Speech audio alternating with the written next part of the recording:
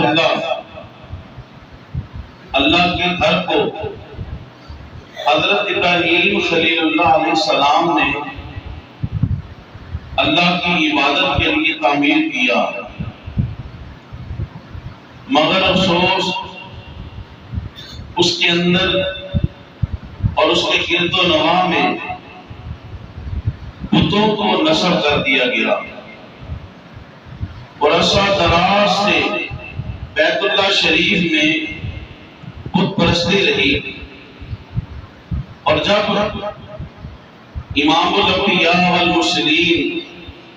خاتم النبیین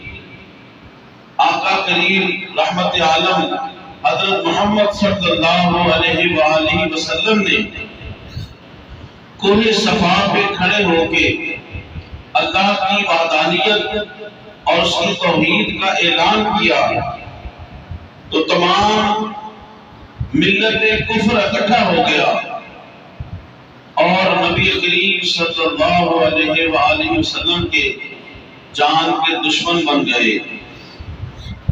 کوئی راستوں میں کانٹے بچھا رہا ہے تو کوئی پتھر مار رہا ہے، کوئی مجنوں کہہ رہا ہے تو کوئی شاعر کہہ رہا ہے۔ مکہ کی گلیوں میں اوباش نوجوان نبی کریم صلی اللہ علیہ وآلہ وسلم کے پیچھے آوازیں کستے ہیں، مذاق اڑاتے ہیں۔ جب نبی کریم صلی اللہ علیہ وآلہ وسلم اپنی جبین نیاز کو اللہ کی بارگاہ میں جھکاتے ہیں تو لوگ آپ کی پشت پر اونٹ کی اجلی رکھ دیتے ہیں، گلے میں کپڑا ڈال کر نبی کریم صلی اللہ علیہ وآلہ وسلم کی گردن کو کھینچتے ہیں، طائف میں لہو لہان کر دیتے ہیں۔ آپ جب تبلیغ کرتے ہیں تو مکہ کے اوباش نوجوان شور و غل کرتے ہیں، آپ کو آپ کے وطن مکہ المکرمہ سے نکلنے پر مجبور کر دیتے ہیں۔ اور جب کوئی سعادت مند اسلام کی روشن تعلیمات سے متاثر ہو کے حلقہ بگوش اسلام ہوتا تو کفاران مکہ اور کفاران قریش اسے اپنے ظلم و ستم کا تختہ مشق بنا لیتے، شبوں کے اندر لپیٹ کے انہیں آگ کی دھونی دی جاتی، گرم کوئلوں پر اور آگ پر انہیں لٹا دیا جاتا، یہاں تک کہ صحابہ اکرام رضوان اللہ علیہ مجمعین کہ جسم مبارک کے جلد جل جاتی اور چربی پگھلتی، تب وہ آگ اور کوئلے جو ہیں وہ ٹھنڈے ہو جاتے، زیر ناف نیزے مار کر شہید کر دیا جاتا۔ صحابہ اکرام کی مقدس ہستیوں کو رسیوں سے باندھ کر مختلف سمت کے اندر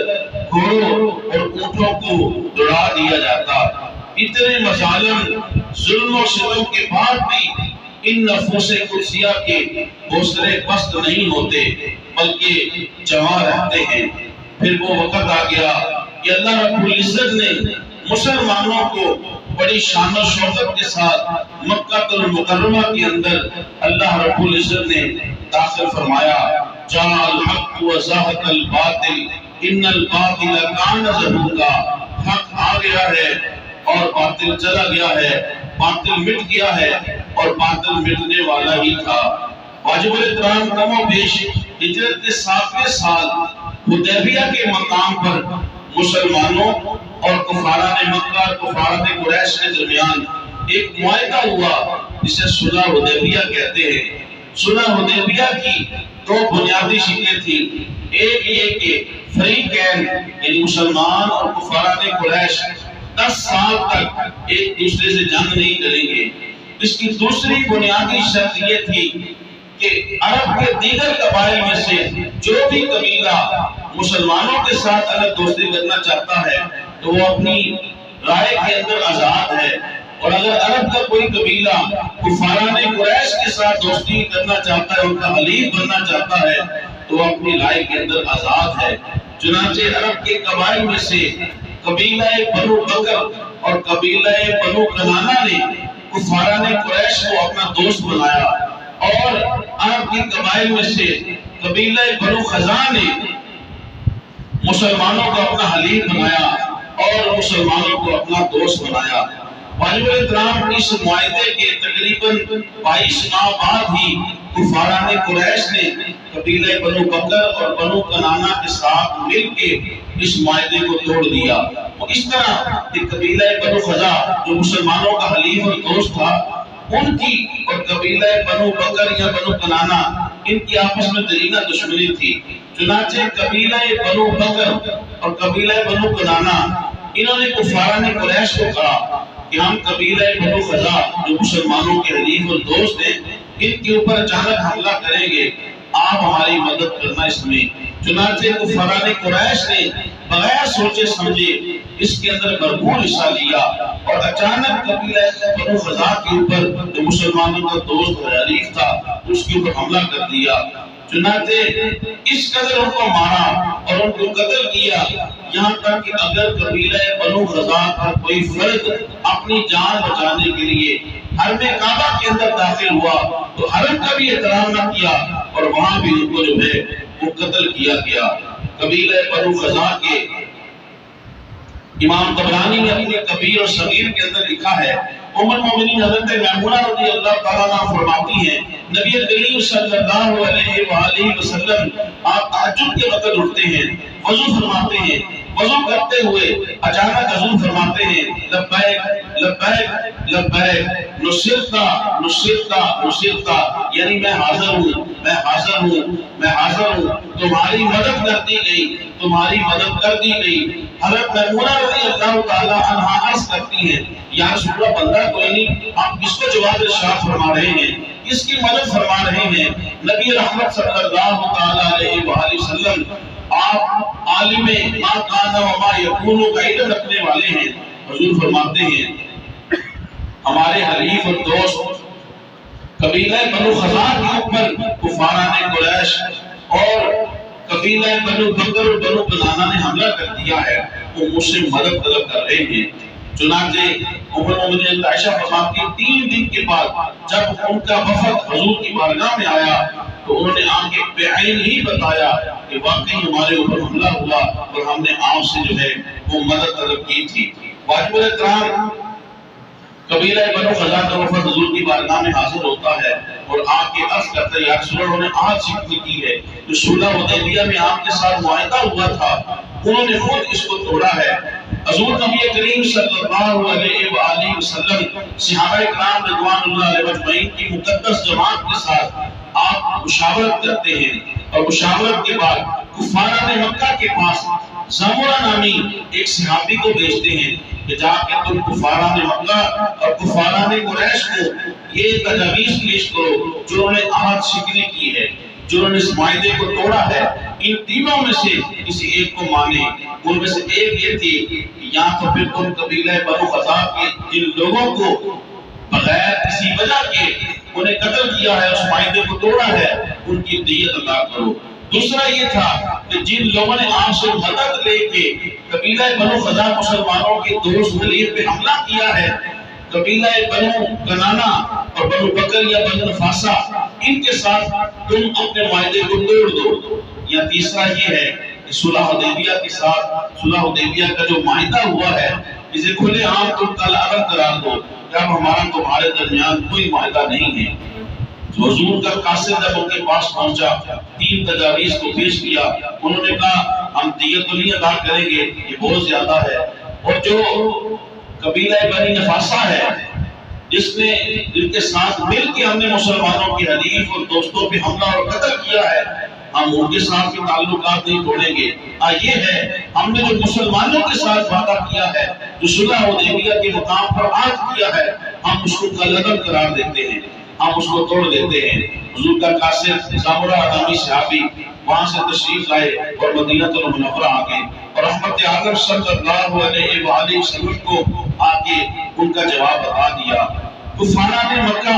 انہوں نے یہ جواب تو دے دیا، جب حضور کا قاصد چلا گیا پھر انہیں سمجھ آئی، ہوش آئی کہ ہم نے کیا کر دیا ہے۔ اب انہوں نے میٹنگ کی اور پھر حضرت ابو سفیان رضی اللہ تعالیٰ عنہ جو اس وقت ایمان نہیں لائے تھے ان کو کہا کہ جاؤ اور حضور کی بارگاہ میں جا کے کہو کہ ہم اس صلح حدیبیہ کے معاہدے کی تجدید کرتے ہیں اور اس کی میعاد کو بھی آگے بڑھا دیتے ہیں۔ چنانچہ ابو سفیان مدینہ شریف آتے ہیں۔ مدینہ شریف آپ کے سب سے پہلے اپنی بیٹی ام حبیبہ جو حضور کی بیوی تھی، امت کی ماں تھی، ام حبیبہ ان کی بیٹی تھی، اسلام لا چکی تھی اور حضور کی زوجیت کا شرف پا چکی تھی، ام حبیبہ کے گھر آتے ہیں۔ جب ابو سفیان رضی اللہ تعالیٰ عنہ اس وقت ایمان نہیں لائے تھے، جب بستر پہ بیٹھنے لگتے ہیں، ام حبیبہ رضی آپ بستر کو اٹھا لیتی ہیں۔ حضرت ابو سفیان کہتے ہیں اے بیٹی تم نے بستر کو اس لیے اٹھایا ہے کہ میں عرب کا اور کفاران مکہ اور قریش کا سردار ہوں اور یہ بستر میرے لائق نہیں ہے۔ ام حبیبہ رضی اللہ تعالیٰ عنہ فرماتی ہے میں نے اس لیے بستر کو نہیں اٹھایا کہ یہ بستر تمہارے لائق نہیں ہے اور تم سردار ہو، میں نے بستر کو اس لیے اٹھا دیا ہے کہ تم بستر کے لائق نہیں ہو، اس لیے کہ یہ بستر رسول اللہ کا بستر ہے اور وہ پاک ہیں اور تم کافر اور مشرک ہو اور تم نجس ہو، اس لیے میں نے اس بستر کو اٹھا دیا ہے۔ ابو سفیان اپنی بیٹی سے یہ جواب سن کے ہکا بکا رہ گیا اور حیران ہو گیا، کیونکہ ایمان کی دولت ایسی ہے جب صحیح معنوں میں کسی کے اندر ایمان اور اخلاص آ جاتا ہے تو ہر چیز سے اسے بیگانہ کر دیتی ہے۔ ابو سفیان وہاں سے اٹھتے ہیں، حضور کی بارگاہ میں آتے ہیں، آپ یہ کہتے ہیں کہ ہم نے اس وعدے کو جو ہے اس کی تجدید کرنے آیا ہوں اور اس کی میعاد کو بھی آگے بڑھا دیتے ہیں، حالانکہ خود انہوں نے اس وعدے کو توڑا ہے۔ حضور اور مسلمانوں کے حلیف اور دوست قبیلہ بنو فزار کا بے دریغ قتل کیا انہوں نے، اس معاہدے کی آج شکنی کی۔ اب جب اس معاہدے کی تجدید اور میعاد کو آگے بڑھانے کے لیے حضور کی بارگاہ میں ابو سفیان حاضر ہوئے، حضور خاموش رہے، حضور نے کوئی جواب نہ دیا۔ وہاں سے اٹھ کے وہ حضرت ابوبکر کے پاس آئے، حضرت عمر فاروق کے پاس آئے، حضرت عثمان غنی کے پاس آئے، حضرت علی کے پاس آئے، حضرت سعد بن عبادہ کے پاس آئے اور پھر حضرت سیدہ فاطمہ الزہرا رضی اللہ تعالیٰ عنہا کے پاس آئے۔ وقت نہیں ہے، ان ساری نفوس قدسیہ نے جو کچھ کہا اس کا خلاصہ یہ تھا کہ ابو سفیان ہماری پناہ حضور کی پناہ کے تابع ہے۔ جب حضور نے کوئی جواب نہ دیا تو ہماری حیثیت ہی کیا ہے کہ ہم حضور کے بعد کوئی جواب دیں۔ چنانچہ حضرت علی کے پاس آتے ہیں، کہتے ہیں علی مجھے کوئی مشورہ تو دو۔ حضرت علی نے کہا کہ تم بھی تو سردار ہو، اکیلے یہ اعلان کر دو۔ چنانچہ ابو سفیان نے اکیلے ہی وہاں پہ کھڑے ہو کے اعلان کر دیا کہ میں صلح حدیبیہ کے اس معاہدے کی تجدید کرتا ہوں اور اس کی میعاد کو آگے بڑھا دیتا ہوں۔ اکیلا اعلان کرنے کی کیا حیثیت ہے؟ چنانچہ ابو سفیان وہاں سے نکل گئے۔ جو ہی ابو سفیان مکہ المکرمہ روانہ ہوئے، آقا کریم علیہ الصلوۃ والتسلیم دعا فرماتے ہیں اے اللہ ان کی آنکھوں پر پردہ ڈال دے اور ان کو یعنی کفاران مکہ کفاران قریش کو ہماری کوئی خبر نہ ملے یہاں تک کہ ہم ان پر اچانک حملہ کر دیں۔ نبی کریم صلی اللہ علیہ وآلہ وسلم آپ اپنے حجرہ مبارک کے دروازے پر بیٹھ گئے اور اکیلے بیٹھے ہیں۔ صحابہ کرام رضوان اللہ اجمعین نے جب حضور کو تنہا دیکھا تو دور بیٹھ گئے، اس کے اندر یہ جرأت نہ تھی کہ وہ آگے جا کے بارگاہ مصطفیٰ میں حاضر ہو جائے۔ پھر خود حضور نے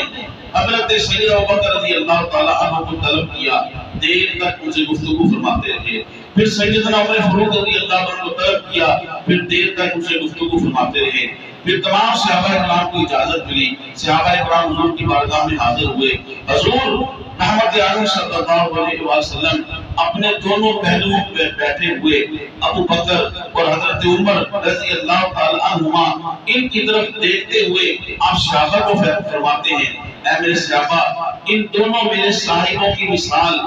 ایسے ہے۔ ایک ان میں سے حضرت ابو بکر کی طرف آپ نے رخ کیا اور فرمایا کہ ان کی مثال جو ہے وہ حضرت ابراہیم کی طرح ہے جو اللہ کے معاملے میں بڑے نرم ہیں، اور پھر حضرت عمر کی طرف آپ نے اپنا رخ کیا اور فرمایا ان کی مثال جو ہے وہ حضرت نوح کی طرح ہے جو اللہ کے معاملے میں بڑے سخت ہیں۔ یعنی آقا کریم علیہ السلام نے ابو بکر عمر کو حضرت ابراہیم اور نوح علیہ السلام کے ساتھ تشبیہ دی اور ان کے ساتھ مثال دی۔ پھر نبی کریم صلی اللہ علیہ وآلہ وسلم نے